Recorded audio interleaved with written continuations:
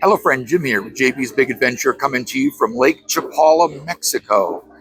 And yes, as a matter of fact, I'm going to answer several questions that a lot of American retirees who are on Social Security and moving to Mexico.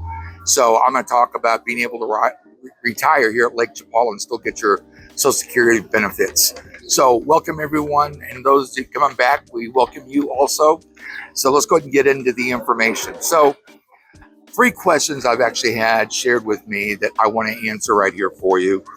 And the first one is, can I collect my Social Security benefits while I'm living in Mexico?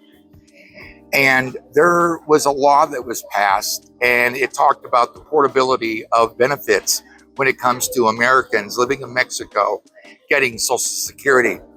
So here's a couple things. So the ruling is, and the legal part of it is, if you're a U.S. citizen, you may receive your Social Security benefits outside the U.S. as long as you're eligible for them. So as long as obviously you're getting your Social Security, whatever it may be for, whether it's disability, regular Social Security, it includes Medicare, a lot of different things. But in fact, it's talked about the Social Security benefits here at Lake Chapala.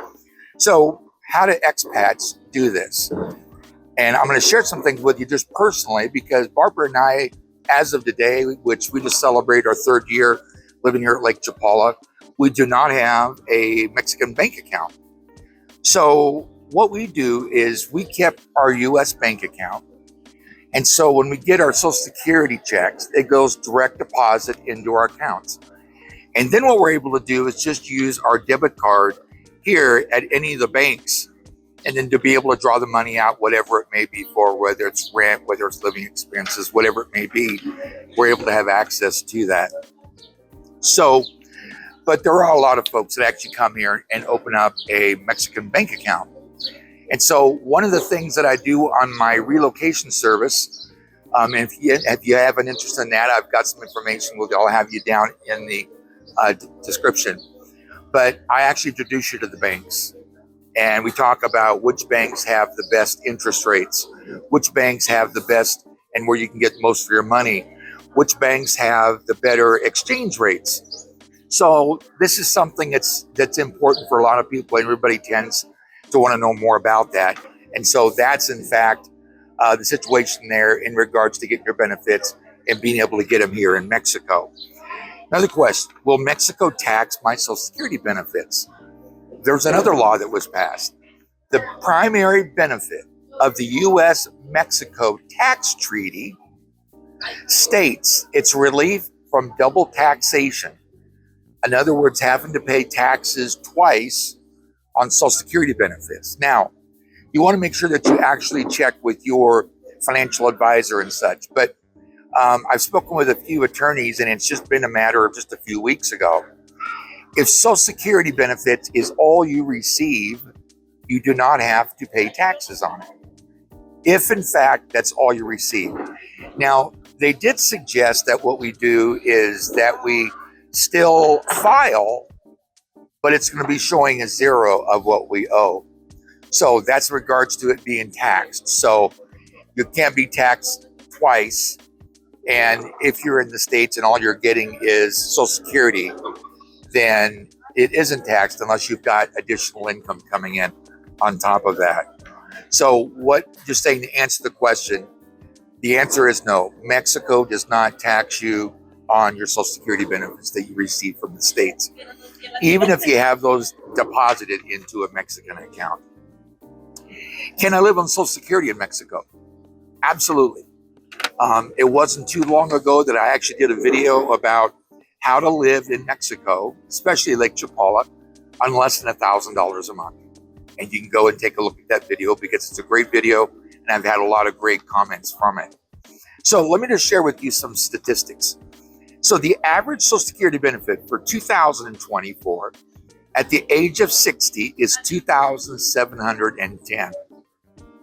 So that is the maximum that you can receive taking your Social Security at age 62. Now, I just got mine just the end of this last year because I just turned 62. So the key behind that is if you're going to go ahead and be able and get your Social Security benefits at age 62. The most you can make is $2,710 a month. Now, mine isn't anywhere near that because I took mine at 62. I'm not 72. At 62. And there was really no reason for me to wait. I mean, because we need to use it now.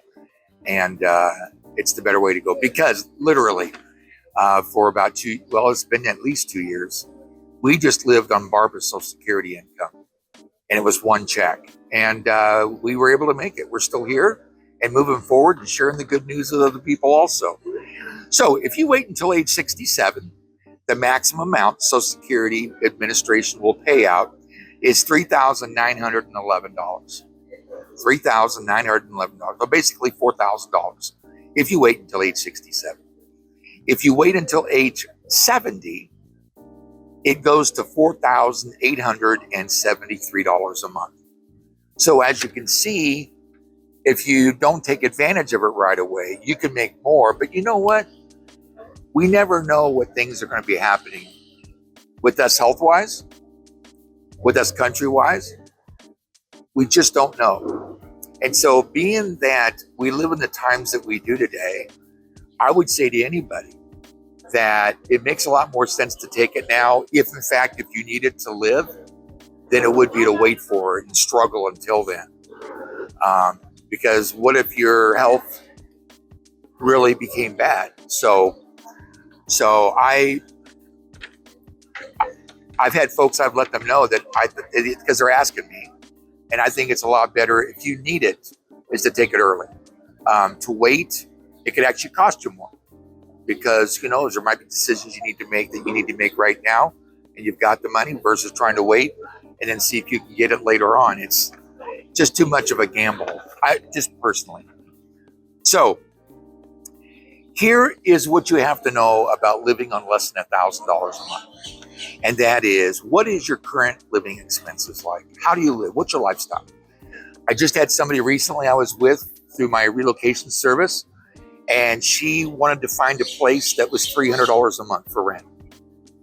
So I've got great connections with rental agents, and she found one. So we went to take a look at it, and $300 was in her budget. And so, and you know, it was a 1 bedroom, 1 bath apartment, basically. But she was very happy. And so she ended up being there. So what is your current living expenses? Now, there are folks that come and says, you know what I basically do is right now, you know, I live very cheaply. I don't make a whole lot of money, but this is actually what I want to be, you know, living on.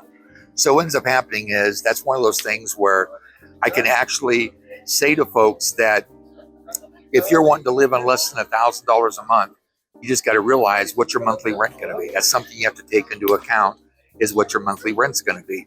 And then planning out such as rent, utilities. Are you someone who's needing internet? And if you need internet, do you need fast internet? Like for me, I have a YouTube channel. I need internet that's faster, just because of the fact that I'm uploading videos all the time. How about for groceries? What do you spend a month? Transportation? How about healthcare? Cell phone, entertainment. So those are all things you need to take into account when, in fact, you're talking about living just on Social Security. Can you live just on Social Security? Absolutely. Can you live in Mexico and get your Social Security? Absolutely. So I hope this video has been helpful for you. And if you haven't already, I'd like to encourage you to go ahead and subscribe to the channel. It's a great community. I know you want to be a part of it. On the bottom right-hand corner is a little red box. Tap on it and you're subscribed. Go ahead and hit the thumbs up. Lets other people know it's a great video about retiring here to Lake Chapala. Stop by, say hi, ask a question. Let us know of a video idea that you might like to see. And then lastly, go ahead and hit the bell, because that way you'll be immediately notified when the next video comes out. You don't want to miss our next video. So with that, as always, thank you for being a part of this channel and supporting our community. And you have a great day, and we'll see you on the next video.